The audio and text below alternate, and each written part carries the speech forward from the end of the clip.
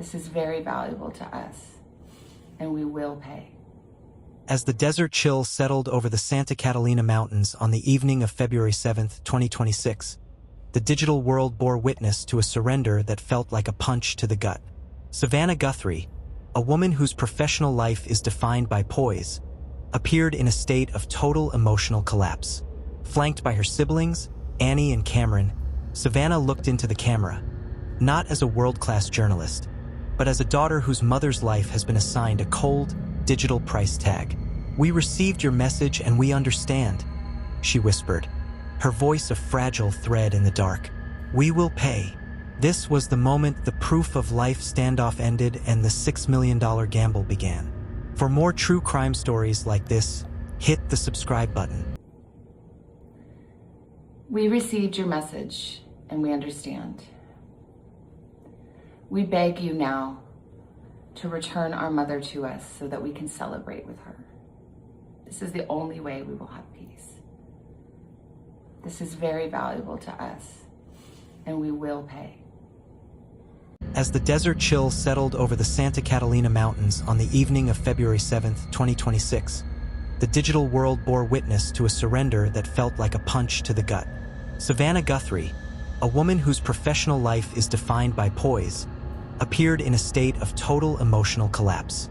Flanked by her siblings, Annie and Cameron, Savannah looked into the camera, not as a world-class journalist, but as a daughter whose mother's life has been assigned a cold, digital price tag. "We received your message and we understand," she whispered, her voice a fragile thread in the dark. "We will pay." This was the moment the proof of life standoff ended and the $6 million gamble began.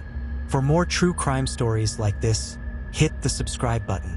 The video itself is a haunting artifact of the 11th hour. Savannah's eyes were hollowed out by 7 days of relentless trauma, and her sister Annie appeared physically smaller, as if the weight of being the last person to see Nancy was literally crushing her. By stating, "We understand," the family officially signaled that they are now in a private, direct channel of communication with the abductors.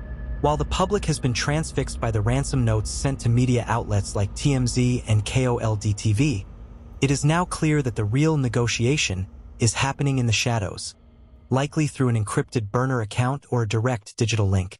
The surrender of the proof of life demand. For a week, the Guthrie family and the FBI stood firm.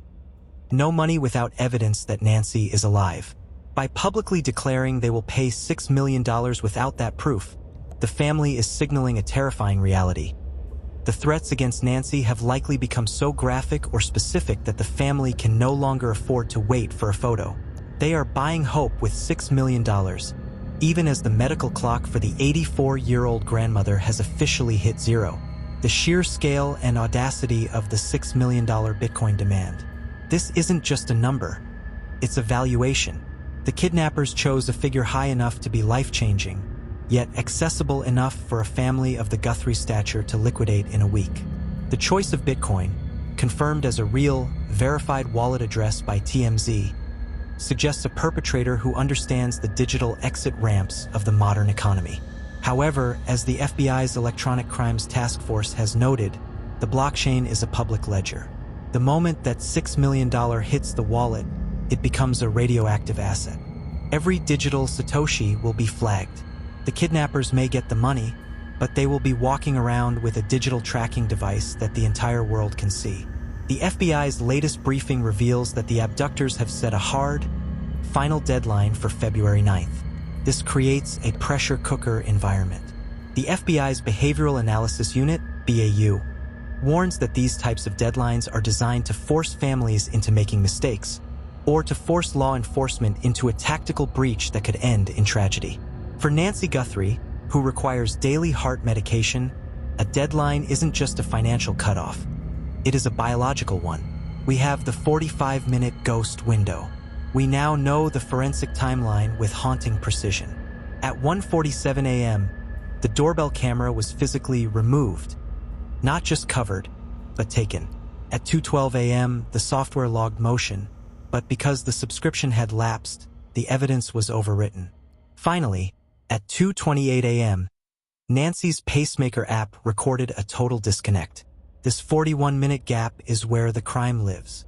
It suggests a perpetrator who was comfortable on the property, who knew where the cameras were, and who spent a significant amount of time inside the home with Nancy before she was taken. The atmosphere in the Guthrie war room is reportedly one of calculated silence. While Savannah's video has gone viral, the family has been moved to a security bubble in a secure Tucson location. They are no longer just grieving. They are participants in a high-stakes federal sting. The We Will Pay video was a tactical maneuver, likely drafted in coordination with the FBI's Critical Incident Response Group, CIRG, to lower the kidnapper's aggression threshold. It is a surrender on the surface, but underneath, it is the bait for a digital trap that is currently being set in the depths of the blockchain. For more true crime stories like this, hit the subscribe button. While the world was still reeling from Savannah's public surrender, a different kind of light was piercing the darkness of a quiet Tucson cul-de-sac. On the night of Saturday, February 7th, while the We Will Pay video was being shared millions of times, the Pima County Sheriff's Department was launching a secret forensic assault. In a sudden, unannounced move, a fleet of blacked-out SUVs descended on the home of Annie Guthrie, Nancy's eldest daughter. For 3 agonizing hours, while the family was supposedly in a state of unified mourning, forensic technicians were inside Annie's house. Reporters on the scene described a chilling sight: constant, rhythmic flashes of light from forensic cameras illuminating the interior. This was the moment the forensic pivot began, and it points to a reality more disturbing than any ransom note. Law enforcement is no longer just looking for a kidnapper in the desert. They are looking for ghosts inside the family's own circle. The flashes of light indicate the use of luminol or blue star, chemicals designed to find trace amounts of blood or biological material that have been scrubbed away. The fact that investigators spent 3 hours processing the house where Nancy ate her last meal suggests they have found a discrepancy in the timeline. They are looking for transfer evidence, a microscopic fiber or a skin cell that might link a suspect to the very car that drove Nancy home that night. Throughout the week, Savannah, Annie, and Cameron have been the face of the tragedy. But the recent investigation reveals a notable void where Annie's husband, Tommaso Cioni, should be. Reports indicate that a private security detail has been stationed at his and Annie's residence, and law enforcement has been incredibly tight-lipped about his recent movements. While Sheriff Nanos has officially stated there are no suspects, the forensic intensity at Annie's home tells a different story. They are vetting the inner circle with a fine-toothed comb. Investigators discovered that a floodlight on the side of Nancy's home, which would have illuminated the path from the front door to the driveway, had been manually unscrewed prior to the abduction. This is a level of premeditation that goes beyond a snatch and grab. It proves that the perpetrator performed tactical casing of the property. They knew Nancy's routine, they knew her security vulnerabilities, and they knew exactly which bulb to loosen to ensure they could move Nancy into a vehicle under the cover of total darkness. The FBI confirmed the capture of a California man, Derek Colella, who sent a fake ransom note to the family. While he is not the kidnapper, his existence highlights the vulture culture surrounding the case. These digital vultures are the reason the FBI's investigation was initially delayed. They had to separate the signal of the real kidnapper from the noise of internet trolls.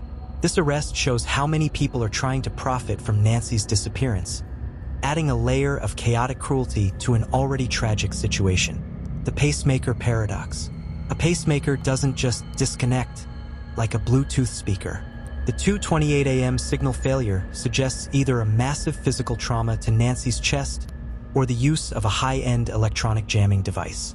If it was trauma, it means Nancy may have been severely injured during the 41 minutes the kidnapper was in her home. This makes the $6 million payment even more of a gamble. The Guthrie family may be paying a king's ransom for a mother whose physical condition is already critical. As the Monday 5 p.m. deadline approaches, the optics of the investigation remain a point of contention. Sheriff Chris Nanos was spotted at a University of Arizona basketball game while his deputies were flashing cameras inside Annie's home. Whether this was a visual decoy or a lapse in judgment, it has added to the sense of a case spiraling out of control. The $6 million is ready. The Bitcoin wallet is primed. The family has surrendered. Now, as the Monday sun rises over Tucson, the world waits to see if the 9 disturbing details lead to a miracle or to a tragedy that will forever change the legacy of Savannah Guthrie.